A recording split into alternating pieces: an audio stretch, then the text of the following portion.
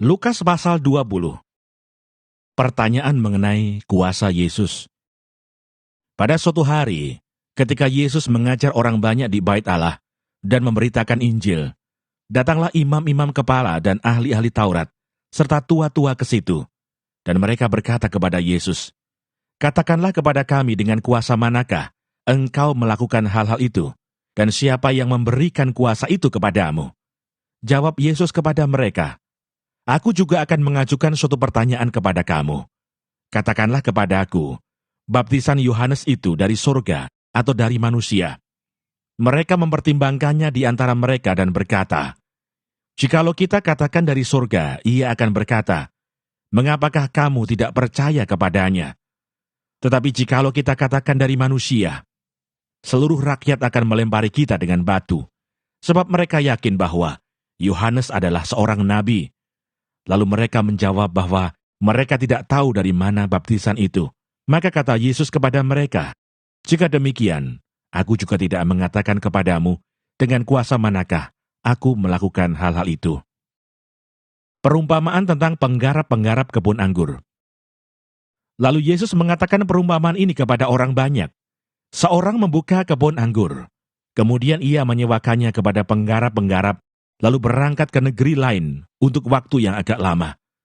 Dan ketika sudah tiba musimnya, ia menyuruh seorang hamba kepada penggarap-penggarap itu, supaya mereka menyerahkan sebagian dari hasil kebun anggur itu kepadanya.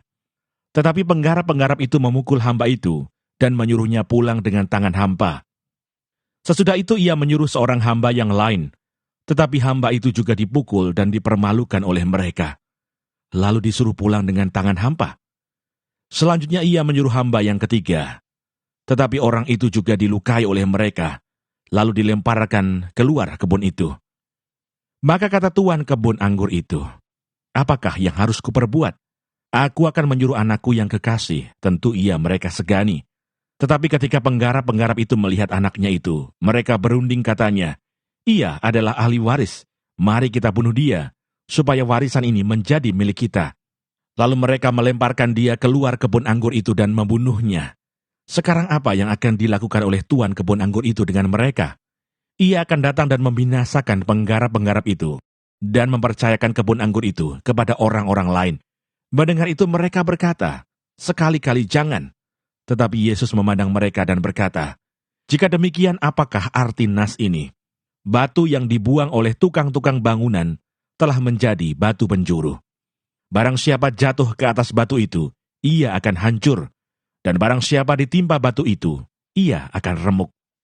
Lalu ahli-ahli Taurat dan imam-imam kepala berusaha menangkap dia pada saat itu juga, sebab mereka tahu bahwa merekalah yang dimaksudkannya dengan perumpamaan itu. Tetapi mereka takut kepada orang banyak. Tentang membayar pajak kepada kaisar. Ahli-ahli Taurat dan imam-imam kepala mengamat-amati Yesus. Mereka menyuruh kepadanya mata-mata yang berlaku seolah-olah orang jujur, supaya mereka dapat menjeratnya dengan suatu pertanyaan dan menyerahkannya kepada wewenang dan kuasa wali negeri. Orang-orang itu mengajukan pertanyaan ini kepadanya, "Guru, kami tahu bahwa segala perkataan dan pengajaranmu benar, dan engkau tidak mencari muka, melainkan dengan jujur mengajar jalan Allah. Apakah kami diperbolehkan membayar pajak kepada kaisar atau tidak?" Tetapi Yesus mengetahui maksud mereka yang licik itu, lalu berkata kepada mereka, "Tunjukkanlah kepadaku suatu dinar, gambar dan tulisan siapakah ada padanya?" Jawab mereka, "Gambar dan tulisan kaisar." Lalu kata Yesus kepada mereka, "Kalau begitu berikanlah kepada kaisar apa yang wajib kamu berikan kepada kaisar, dan kepada Allah apa yang wajib kamu berikan kepada Allah." Dan mereka tidak dapat menjerat dia dalam perkataannya di depan orang banyak. Mereka heran akan jawabnya itu, dan mereka diam. Pertanyaan orang Saduki tentang kebangkitan. Maka datanglah kepada Yesus beberapa orang Saduki yang tidak mengakui adanya kebangkitan. Mereka bertanya kepadanya, "Guru, Musa menuliskan perintah ini untuk kita. Jika seorang yang mempunyai saudara laki-laki mati sedang istrinya masih ada, tetapi ia tidak meninggalkan anak, saudaranya harus kawin dengan istrinya itu dan membangkitkan keturunan bagi saudaranya itu. Adalah 7 orang bersaudara. Yang pertama kawin dengan seorang perempuan lalu mati. dengan tidak meninggalkan anak.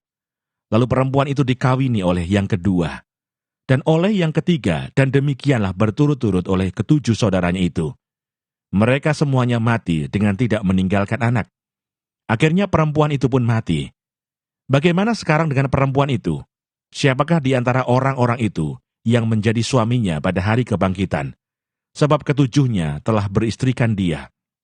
Jawab Yesus kepada mereka, orang-orang dunia ini kawin dan dikawinkan, tetapi mereka yang dianggap layak untuk mendapat bagian dalam dunia yang lain itu dan dalam kebangkitan dari antara orang mati, tidak kawin dan tidak dikawinkan.